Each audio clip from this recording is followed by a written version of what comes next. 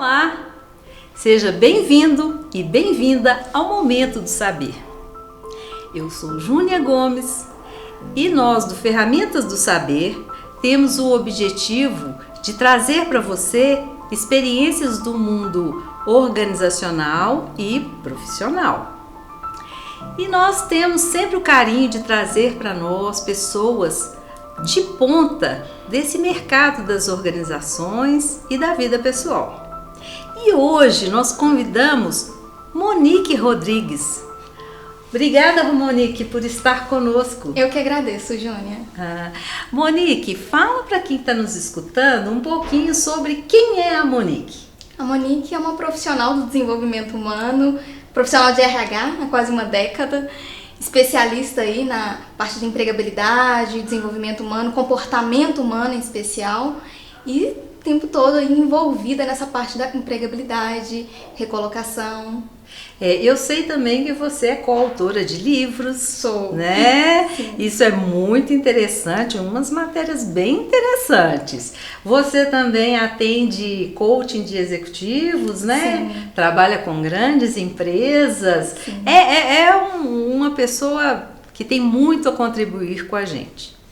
E hoje nós vamos falar sobre os mitos e as verdades nos processos aí. Você que está pensando em se recolocar, está pensando em mudar de carreira, Monique vai contribuir bastante com a gente, não é mesmo? Com certeza.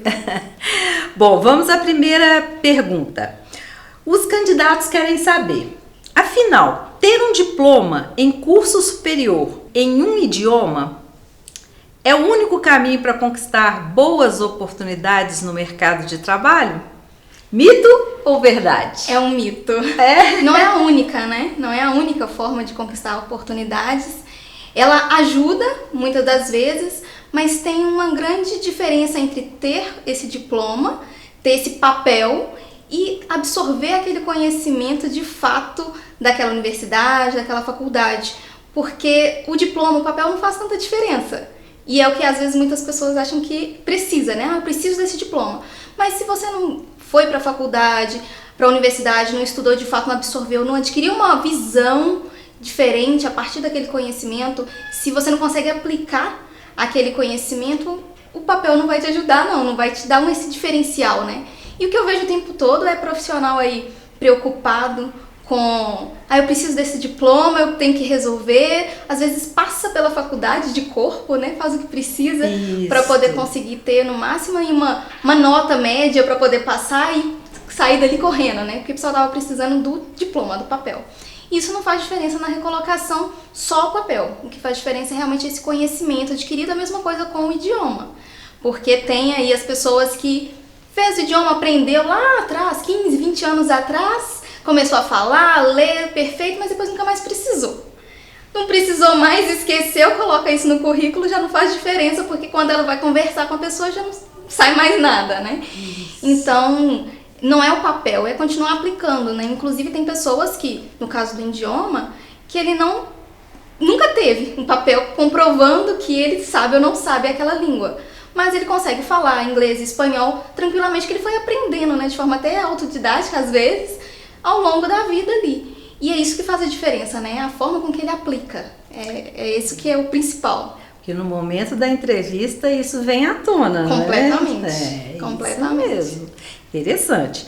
Bom, assim como é preciso se preparar para o mercado de trabalho, também é preciso se preparar para os processos seletivos? Se for verdade, fala um pouquinho pra gente. Com certeza, precisa. Esse processo de preparação, ele é essencial, né, para tudo, inclusive para o processo seletivo. Preparar é organizar, né, antecipadamente, é fazer todo esse processo de se colocar em condições de fazer algo com antecedência.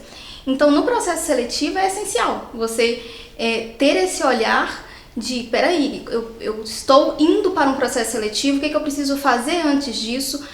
E sem saindo daquela noia, né? Porque às vezes algumas pessoas ficam ali preocupadas de, peraí, então preparar é saber quais as perguntas que o entrevistador vai fazer, é saber se eu cruzo ou se eu não cruzo o braço, se eu tenho que sentar assim ou assado. Não é nesse nível, né? A preparação, ela tá muito mais voltada para olhar para si, para olhar para a empresa. Não é um jogo de certo ou errado, é realmente essa preparação de perceber o que realmente faz sentido para a empresa, o que da sua história precisa ser contado, e não ficar olhando, isso aqui eu tenho que falar desse jeito. Até porque isso aumenta o nervosismo, chega na hora, dá um branco.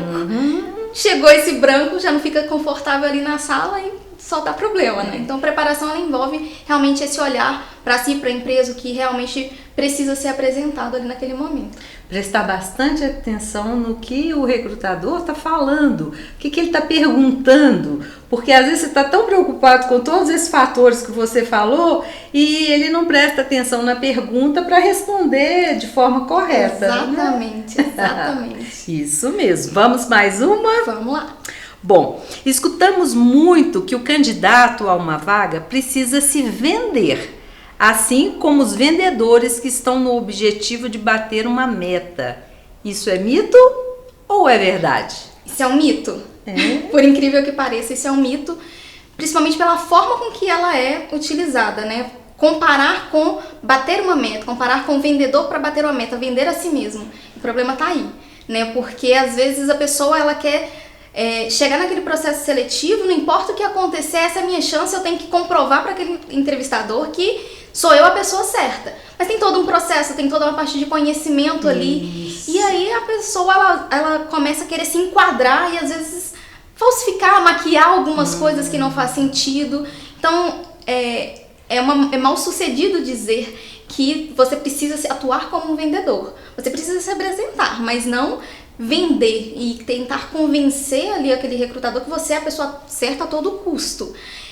Já vivenciei, por exemplo, de candidatos não se envolverem de fato com dinâmicas de grupo, por exemplo, e ficar o tempo todo buscando aprovação da gente, enquanto entrevistador. Por quê? Eu tô aqui pra provar que eu sou bom, então eu quero fazer alguma coisa diferente, eu quero mostrar que não tem defeito nenhum, e todo ser humano tem defeito. Então não é vender, até porque se a gente for olhar uma comparação, né, tô falando de vendedor, o vendedor numa loja ali, quando ele chega mais próximo do cliente, o cliente tá ali só observando, ele já fica assustado, tipo, não precisa de nada, não. Aquela pergunta de posso te ajudar? Ela, não precisa de nada, não, deixa eu só olhar aqui. Então ele já fica com aquele receio. A mesma coisa com o entrevistador, né? Na hora que ele vê aquela insistência toda pra mostrar que ele é a pessoa melhor de todos, a gente fica até assim, olha, vamos tomar mais um cuidado, às vezes perde o desejo de ouvir aquele candidato, porque ele está preocupado em se convencer, ao invés de mostrar quem de fato ele é. Então o processo ele acaba se tornando prejudicado por conta dessa crença que às vezes a pessoa tem ali na mente. Bacana, bacana. Bom, nós estamos em uma era que supervaloriza a iniciativa e muitos candidatos caem na armadilha de não ouvir o que o entrevistador tem dito, né? Que a gente estava falando agora. Isso é um mito ou é uma verdade? Isso é realmente uma verdade. E não é de hoje, né? Isso desde sempre, toda a minha atuação nesse período, mais de 10 anos, quase 10 anos, que eu tô no RH, eu vejo isso acontecer o tempo todo. É candidato sabendo que iniciativa é importante, de fato mas aí eles deixam atingir essa parte do ouvir, que é um aspecto extremamente importante. Então, na hora que, de novo, dá o exemplo da dinâmica. Numa dinâmica, que geralmente é onde tem muito mais instruções, né, mais além da conversa, o candidato ele já começa a achar que entendeu antes do recrutador, antes do entrevistador terminar a fala. Nessa hora ele já começa a querer fazer as coisas, já começa a falar, olha, isso aqui eu acredito, a gente tem que fazer assim, a gente tem que fazer assado, já começa a movimentar toda uma sala, aquele grupo ali dele, e no final não chega a resultado nenhum, né? Até porque não sabe qual é o resultado que vai chegar porque ele não ouviu. Então isso acontece o tempo inteiro, infelizmente. E o recrutador também pode ler essa situação como a pessoa ser um pouco ansiosa ou um pouco apavorada, né? Vários fatores, né? E ele querendo ser tão... demonstrar tanto, com tanta força, ele pode estar forçando um pouquinho a barra, Exatamente. né? É isso aí. Bom, tem quem vai de terno para o processo seletivo e é aprovado. E tem quem vai de chinelo e também é aprovado. Hoje, o que conta é a essência E não a aparência? Não. Não. Isso realmente é um mito, né? Achar que só a essência é importante. Obviamente a essência ela é essencial, muito importante. Porém, a aparência ela não fica de lado. Ela é importante também. Imagina só, a gente tá indo ali comprar um suco e aí vai comprar com uma caixa toda amassada, toda suja. Você vai ter um descrédito, não vai acreditar na qualidade daquele produto, né? Ainda mais esse tipo de produto. A mesma coisa acontece dentro da empresa. Porque na hora que olha, né, que não combina, peraí, essa pessoa não se cuidou, tá indo toda com a roupa toda amarrotada, tem alguma coisa esquisita aqui. Então a aparência ela importa, e não quer dizer que precisa ser terno ou precisa ser chinelo. Tem empresa para todos os gostos, tem empresa para cada tipo de empresa tem um estilo, né? Tem, voltando na caixinha de suco, tem a caixinha mais quadradinha, tem aquela que é maior, tem a outra que é menor, tem uma que é mais retangular. Isso depende da empresa, isso depende do cliente, depende da fábrica, e a empresa é assim. Né? Então, você pode estar de terno para um escritório de advocacia. Você pode usar um chinelo numa empresa que vende chinelos. Inclusive, às vezes faz parte da propaganda deles. Pois é. Então, depende muito do seu estilo e do estilo da empresa também, do que realmente é prioridade ali.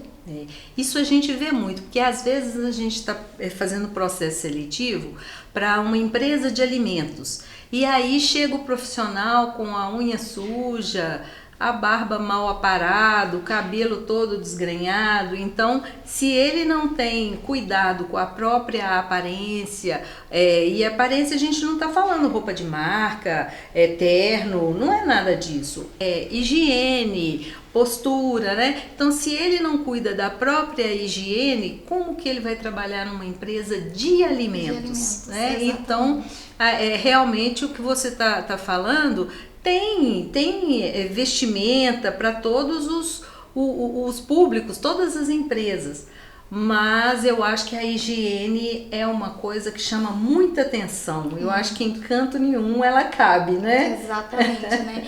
E perceber se está realmente apto a esse tipo de empresa. Porque tem gente que está na área de produção, por exemplo, que não pode ter barba, né? Precisa realmente se barbear. E às vezes a pessoa não gosta de jeito nenhum, então olhar também para esse aspecto, né? O que realmente faz sentido para você, porque tem alguns lugares que precisa de um estilo e outros, né? É isso aí. Bom, vamos fechar com uma pergunta bem interessante. Redes sociais podem ajudar ou atrapalhar na contratação? Isso é um mito ou é uma verdade? Isso é verdade. Tanto ajuda quanto atrapalha. Porque precisa saber utilizar da forma certa. Quase todo mundo, a maioria das pessoas utilizam a rede social de uma forma ou de outra. E tudo que se coloca ali é registro e se torna domínio público, e as pessoas realmente elas vão conhecendo um pouquinho da história da pessoa a partir do que está ali. Isso. Então, ter esse cuidado é importante, só que às vezes a pessoa desvincula e acha que são duas vidas, né? Tem uma vida dentro da internet, outra vida é a vida do trabalho. Só que é uma pessoa só. Então, o que você coloca ali, ele pode ser considerado, mesmo se o recrutador, ele não necessariamente vai recrutar a partir daquilo que ele está observando nas redes sociais, mesmo que ele não busque, através de um LinkedIn ou alguma outra rede, aquele profissional ali, mas hora ou outra ele pode ter um contato, hora ou outra ele pode acessar e, se tiver algum tipo de publicação que não faz sentido para a realidade da empresa, pode impactar aí tanto na contratação ou até depois de contratado. É interessante você falar que eu lembro de um processo seletivo que eu fiz para uma secretária de diretoria, uma diretoria muito formal, onde as pessoas tinham um certo, né, necessitava de uma postura mais séria um pouco. E quando a gente estava fazendo o processo seletivo, um currículo brilhante, mas o nome na rede social era Tchutchuca. Aí, assim, a pessoa que estava no final ali para entrevistar, falou: eu não vou entrevistar uma pessoa que se apresenta ao público com um nome desse.